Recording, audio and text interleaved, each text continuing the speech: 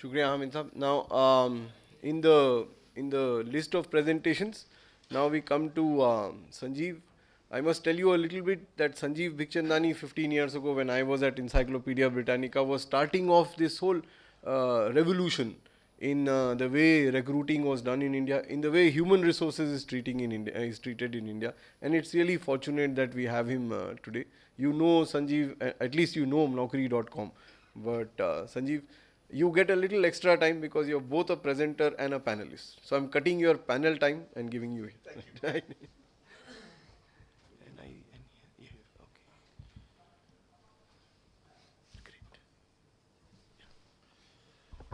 Thanks, Amir. Mr. Habibullah Shahid, thank you for inviting me. Uh, I'm one of the founders of a company called InfoEdge, and InfoEdge is better known for Naukri, but we also have several other websites. One is Jeevan Sathi, and one is 99 Acres. And I'm presenting here today the case study of 99 Acres and what happened a month ago. Some of us may be aware of it and may have seen the coverage on TV or on social media. But basically, what we are now doing in working with the National Commission of Minorities, with Shehzad, who's very kindly consented to be here today, to tackle the issue of prejudice in housing. So just a little bit about 99 Acres and our company. It's India's leading real estate website, started in 2005, parent company is InfoEdge. We also run Naukri. We are listed on the stock exchange. Promoters are somewhat educated. Company has a strong sense of ethics and an equal and is an equal opportunity employer. We have about 2,500 people. I think we have never done a count, but I would suspect maybe more than 10% are from the minority communities. And we have received several awards for corporate governance. On 99 Acres, there are more than 4 lakh listings, of real estate site, of property, any point in time. Around 6,000 listings are uploaded daily. Right? Listings are uploaded directly by advertisers using our self-service online interface. And 1.5 lakh brokers, advertisers, put listings on the site in any given year. Right? So it's a busy site, it's a market-leading site. We like to believe we're a good company, socially responsible, and so on. On November 4th, 2013, that's just about a month ago, it was brought to our notice that there was a listing put up by somebody on our site which contained discriminatory content. Listing was by a Mumbai-based real estate agent for sale of an apartment in amenities. It said, car parking, this, that, whatever. Cosmopolitan society, no Muslims. Yeah. And because it is self-service, 6,000 listings a day, we don't pre-moderate, we don't pre-filter. That's the global standard in internet that, like on Facebook, you can post what you want. And if there's a problem, Facebook will remove it afterwards, once it's pointed out. When we checked, we learned that 2 days before, the advertiser had himself modified the listing and removed the offending content. What was appearing on Facebook was an older screenshot when somebody had seen it. This listing clearly violated the terms and conditions of 99 Acres, which bar advertisers from uploading any objectionable content. It also violated our personal values and our corporate values. It was clearly wrong. That should not have happened. Even before this, under normal circumstances, right from the beginning, we have been fulfilling all our obligations under the IT Act. We are an intermediary, a platform. And there are 3 or 4 obligations that when offensive content is pointed out, we have to remove it within 36 hours. We have to display terms and conditions on the site giving our rules. And we have to have a grievance settlement mechanism. All of these 3 already existed. So while we had not violated any law, but the truth is when something wrong like this happens on the site, I think we have to go beyond the law and do more than the law. And so we took several steps. First of all, we issued a public statement clarifying our position and expressing embarrassment and, and gave it to the press, put it on Facebook, on Twitter, and of course on our website. We then examined all the other 4 lakh listings on the site. And any potentially objectionable ones were sanitized. Now, this is a mammoth task. It took a team several days to do it because there were 4 lakh listings.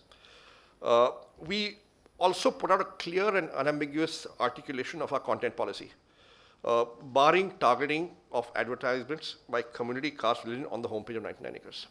Yeah. And we put a banner on 99 Acres stating our stand against discrimination on the homepage.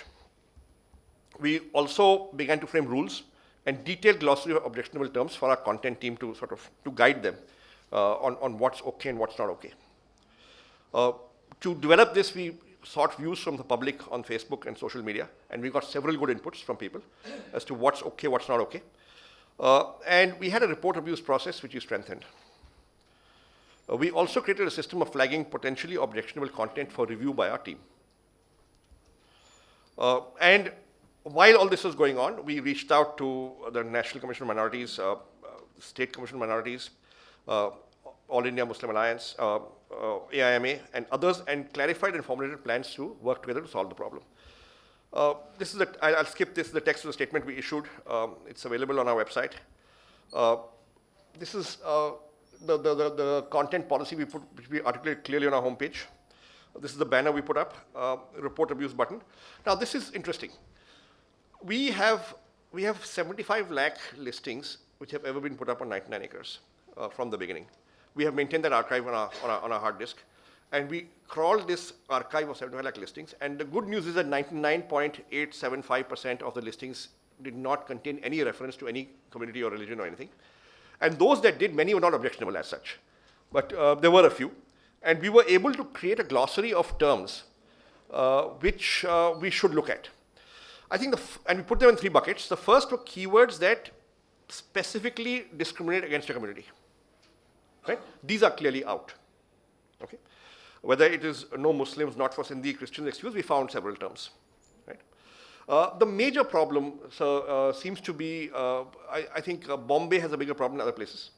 A lot of the listings of in this category were from Bombay. Yeah. Then there were keywords that discriminate in favor of a community. Only for Muslims.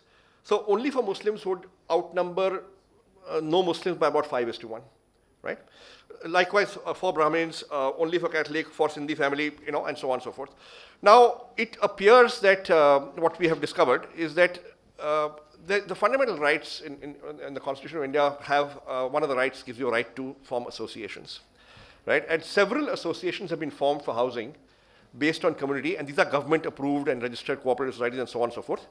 And it seems as if it's okay for them to discriminate in favor of a community as per law, which of course needs to be discussed and examined and looked at, and I believe the issue is still open, but we need to think about it.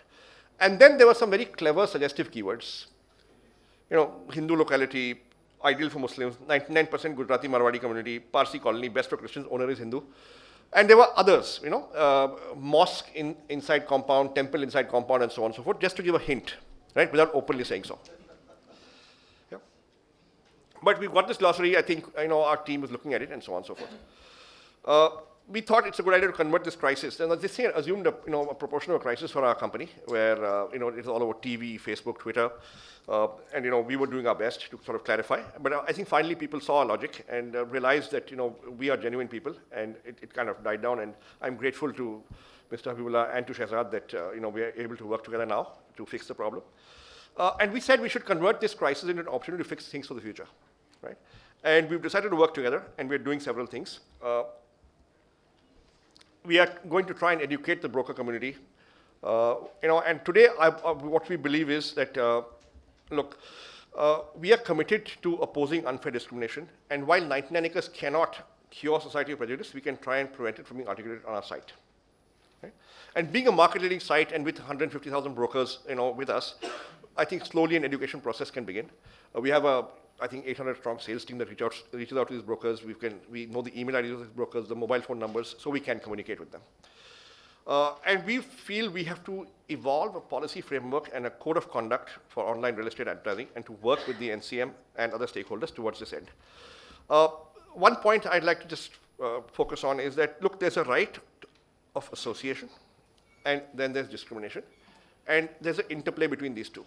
When does right of association end and when does discrimination start? I think this is an issue which, when the National Commission on Minorities, which is forming a committee, to address this, I think this is one of the issues it will have to examine necessarily. That there is a fundamental right to associate, and when does that become discrimination? We have to see where, in a granular terms, what happens there, right? And the last point I'd like to leave with you to consider is that, look, in the US, there is a fair housing legislation. In the UK, there isn't a fair housing legislation, but my colleague is here, Amit Antal, is a legal manager. He's been spending last month looking at issues like this. Amit, what is the legislation in UK? Equality Act. What is it? That should be one thing is there, then against National Commission on Minorities, Equal Opportunity Commission be formed. What is the UK Act? What does it say? Sanjeev, there is also an executive order in the United States for fair housing on federal property. Yes, yes. Okay, I'll end here. Thank you so much. And if you want to reach me, my email is sanjeev@naukri.com. Thank you. Thanks.